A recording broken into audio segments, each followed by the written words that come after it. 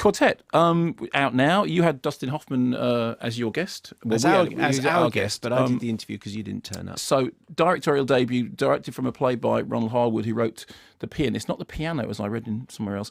Set in a retirement home for a musician, which it transpires is in fact inspired by there really was a retirement home set up by famous musicians all together. Somebody said, God, what would it be like if you were in a retirement home which was just entirely full of musicians? Star-studded cast: Billy Connolly, who plays the Randy Wilf, Pauline Collins, the increasingly forgetful Sissy, Tom Courtenay, who's the quiet and withdrawn Reggie.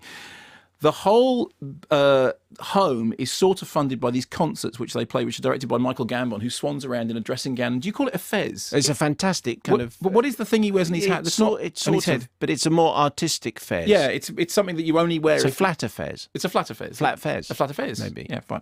With a dangly bit, and very artistic. Then comes news of the arrival of a new resident, Maggie Smith, who brings with her a whole bunch of baggage because... Maggie Smith was briefly married to Tom Courtenay's character, very briefly, a couple of hours, it turns out, and was also part of a quartet that once famously sang, and everyone wants them now to reunite, but can Tom and Maggie reunite under any circumstances at all? Here's a clip.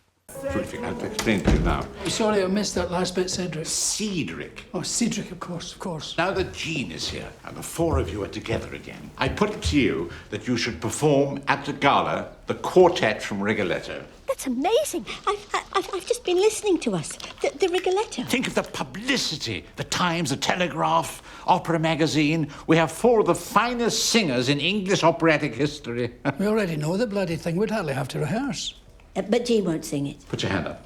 Put your hand up? No, but you must change her mind. She's a huge draw. Don't you put your hand up for anything. It would be as if Maria Callas were making a comeback. No, I don't think I want to sing with Jean again. Why not? They were married once, but it didn't work out. Sissy, please.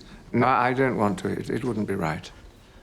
Well, it's a shame. I can't count the number of galas you've had graced over the years with your incomparable voice, and I mean that sincerely. I don't think you realize it, Reggie, but people still talk about your Celeste Aida 4 years ago and your Ave Maria 2 years ago. For what it's worth, when I heard you sing Nessun at the gala last year, all I thought was, eat your heart out, Pavarotti. Reggie, I know you don't think much of me, but with this one concert we could get enough money to keep this place going for the rest of the year, and possibly even the next. It's true. You could help save Beecham House, Reginald. Well, I have an important meeting now. Do excuse me. So I went into this feeling somewhat suspicious because, glamorous cast and all that sort of setting and everything, but, I thought it was going to be like Best Exotic Marigold Hotel light. And then I remembered that when I saw Best Exotic Marigold Hotel, I thought that was going to be Best Exotic Marigold Hotel light. And then I was surprised by how much I liked it, how much depth there was to the characters, how much it wasn't just, sort of piece of chocolate box drama. It was actually something better. And exactly the same thing happened with Quartet, was that I had exactly the same experience that I had with Best Exotic Marigold Hotel for two reasons. Firstly, because like Best Exotic Marigold Hotel, it considers its older characters to be as diverse and have as many interests in life as there is this whole thing where, one of them is led by his libido, one of them is terribly, concerned with the past and melancholia, one of them is forgetful and is in, has some sense drifting into senility, and yet they are all the people that they used to be at the same time. So they have this sort of the young and old coexisting in them, and therefore makes them really rich and rounded characters.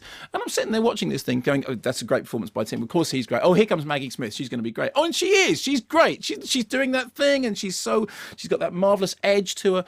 And then I'm watching the drama thinking, you know what? I'm really enjoying this. I know that it's you can see it as a chamber piece.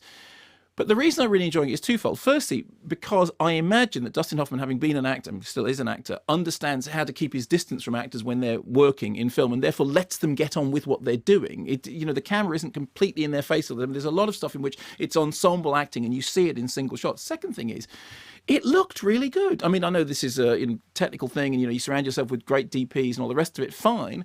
But actually, it was mounted visually very well. I mean, he clearly has learned. I mean, he's been on set with absolutely everybody, from Peckham. He's worked with the best, so a lot of this must have rubbed off. And you talked about this to some extent in the interview.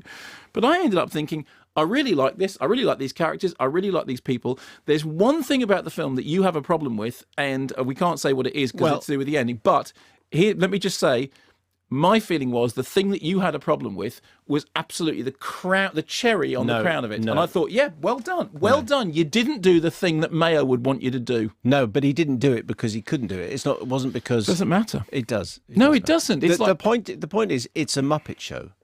It's an episode of the Muppet Show, which is not my line. Someone else thought, where they're thinking, oh no, the place is in trouble. I know. Let's do a gig. Let's raise some money. Then we can save the place. And so they go into rehearsal, and then they do the gig. So I don't think there's not too many plot spoilers along the way, apart from the fact that there isn't an ending. There is an ending, and the ending. I tell you, when we got to that moment and there was the not ending, I went, well done. You're the only well person. done. No, well done. Because it wasn't an. Who knows? Because I didn't ask Dustin this because it was about the ending. Yeah. My hunch is it's not an artistic choice, the ending. It's because the ending that everybody will have wanted was not possible because of the inadequacies of the people. Here's what I'll commit. Yes, because you're surrounded. I mean, all the supporting players are people who do are properly musical and can actually do this. I mean, that's one of the reasons why the supporting cast look like they can play, because they actually can. But I would suggest, although I'm not comparing the movies in any way at all, I mean, in the end, it's a bit of fluff, but I thought it was a nice bit of fluff and I liked it very much and I really enjoyed it. It's like the thing about Steven Spielberg saying I couldn't get the shark to work in Jaws, so I had to work without the shark. And you know what? The film was better because we didn't actually have the shark for most of the shots. He said I had to get John Williams to do it by going, dun-dun. Yeah, but there are occasions on which a happy accident is indeed both accidental and happy. The equivalent would have been a cutaway while the shark does his business. No, the equivalent would have been saying that's not the point. Anyway, it's not about adultery. No, it's not about adultery. It's about a fish.